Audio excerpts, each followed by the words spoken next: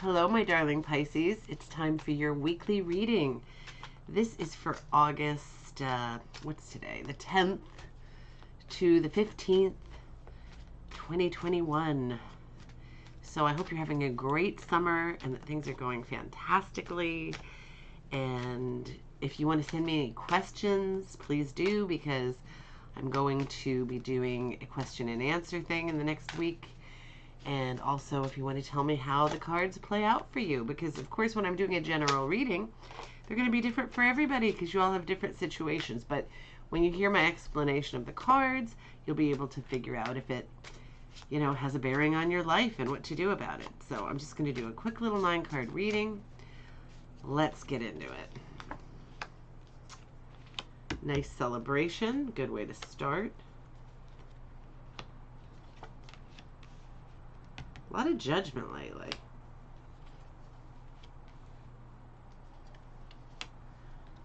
Well, this is nice. This is nice. A lot of... Do we have a lot of swords? We've got some swords. Not that many. Okay, so let's check it out. There's nothing horrible here, so I don't need to, dive into the bad stuff first because there's a lot of good stuff. Kind of a mix, but nothing terrible. This card I call the Fezziwig card. Fezziwig was Scrooge's boss when he was young, who gave that wonderful, wonderful party in A Christmas Carol. And so I always think of Fezziwig when I see this card, because this card is all about abundance and somebody sharing the wealth, kind of, and being in a position to, show hospitality and entertain and things like that. It's a happy card. It's a card of sharing and, coming together, raising a glass. Sometimes you'll get this card when it's attached to another event, like a wedding or something like that, because there's this great celebration. Sometimes it's just a great party. Sometimes it's coming together with friends and just enjoying yourself. Sometimes you're the host. Just depends on what's going on with you. But it's a wonderful card. Happiness, celebration, good stuff. Really, really good stuff. And then this card, the Three of, or is this the 2 or the 3? This is the 2. The 2 of Wands. So this is about you looking at your world and kind of evaluating. What do you want to conquer in life? What do you want to do? Do you want to travel? Do you want to, start a business? Do you want to have a family? Do you want to be free? Do you, what is your game plan here? Often you'll get the 3 of Wands at the same time, which is looking to the past to kind of determine the future. That happens here too, because you're evaluating things, which is good because you're going to do stuff in life and you need to know what's what. Then we've got the Emperor. The Emperor is strong, authoritative, everything. It's Aries is the card, the sign that's represented here by the Emperor. It's kind of interesting because Aries is typically quite impulsive and quite flighty and fun and fiery and all that good stuff. But here, Aries is represented as the very strong authority figure, because Aries can make very strong decisions. Fire signs are very, very good at that. Now, you guys, Pisces, you tend to be very artistic, but you're also very intuitive, very intelligent, very intuitive. So you're good at making decisions sometimes too, because you base things on your feelings, and those feelings are often very accurate. A lot of people in the world are not good at tapping into those feelings, but you guys tend to be. I mean, there are exceptions to everything, but you guys do tend to be good at functioning in a very intuitive way. So you might have had to deal with the courts or some form of authority, some kind of government entity perhaps, or, if you're a young person, it could be your father, if he's kind of a strong male figure, or it could be a mentor of yours or something. It looks really negative in the card, but it doesn't have to be by any means. It's just somebody very strong and authoritative. So it might be something very positive. Now, you have the Queen and King of Swords here, and that can be very powerful. This can be a couple. If it is, the suits that could represent these two people are Libra, Gemini, and Aquarius. So the King of Swords could be one of those signs, and the Queen of Swords could be one of those signs. They often represent a couple. Sometimes they represent a divorce. So if you are married and things aren't great, this can represent a divorce. But it can be also just a couple with, those being the signs, air signs. And air signs are a little harder to pin down than other signs. Although they are very much always seeking the truth and trying to learn. They're quite intellectual often.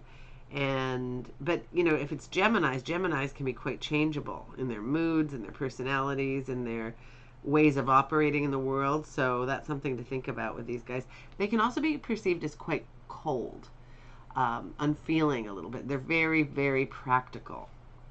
They don't like a lot of BS. They don't typically like a lot of flowery language. You guys, Pisces, can be very, what's the word? Verbose with your sort of flowery language. They're not as into that.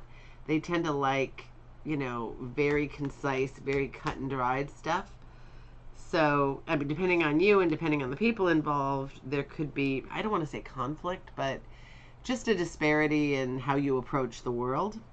So say this was your parents and you are who you are, Pisces, very intuitive, more artistic, maybe more outgoing, maybe more funny, maybe a little quirky, and then you've got these very, very practical people in your life who, may have a different idea of how things are done. That can be difficult. But it'll be somebody different for all of you, obviously. Then we have this Swords card, which always drives me nuts because it means failed plans. It means gossip. It means deceitfulness. Somebody possibly stealing something. Somebody doing something behind your back. It just means a lot of things. I never find the card to really play out for my clients or me to any of those meanings. Failed plans, maybe, because it's not like we document every minute we, had a dinner planned and don't go. If it was a bigger failed plan, like a business goes bankrupt, that's a lot bigger a deal than just the day's plans fall through. So I'm not sure what that means for you, but I'm always telling everybody if it ever actually does mean anything for you, please let me know, because I'm so skeptical of this card because it never seems to come true for me or for anybody I know. Then we've got Judgment. Now, Judgment is a card that's very complicated. But one of the things it can mean is to sort of come out of an old mode and have some kind of a transformation into a new mode.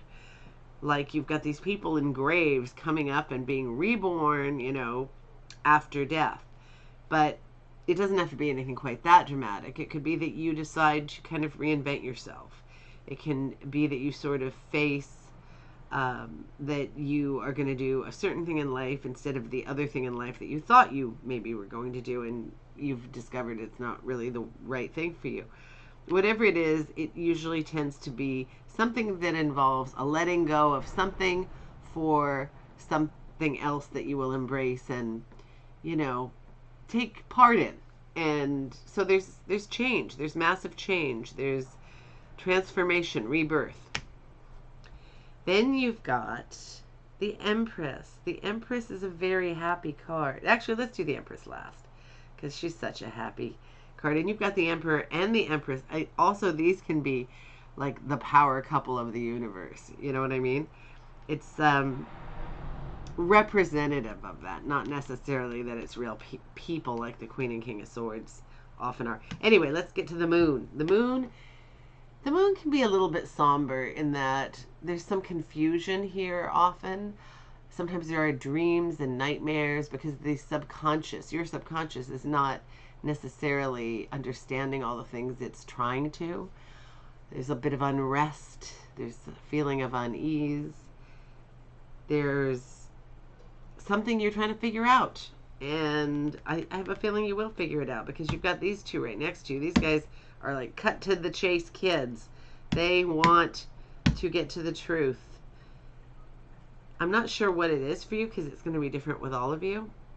But whatever it is, spend some time trying to figure out what's what, because I have a feeling there's another piece of your puzzle missing that you need to know. Then we've got the beautiful Empress. Now the Empress is a really exciting card because it's about giving birth to something. It can be a baby. If you're wanting to have children, this could be one of the best cards you could possibly get that will say yes, you're going to. If you want to give birth to a new business, this is also a wonderful card. The Empress is about bringing something to fruition. It can be a person, it can be the idea for a novel or a cookbook or some business you want to start, some group of people you want to get together and have a social club. It could mean anything you want to birth onto this planet and make a reality. So this is a really great card. So I'm glad you got this. Now, you are not represented here, my darling Pisces. Oh, you know what? You're not represented as a person, but we do have one Cups card, and it's the celebratory one, so that's awesome. You are going to have some happy times, and I'm feeling okay about this reading. There's nothing terrible here. It's, you know, I've had some terrible readings lately, but everything here is pretty solid, and you're on some kind of a path, and there's going to be some change, and there are going to be a few ups and downs, but you're working on things. You're working on things. So I'm really happy about this reading. I hope you are too, and I hope to talk to you very, very soon. Take care.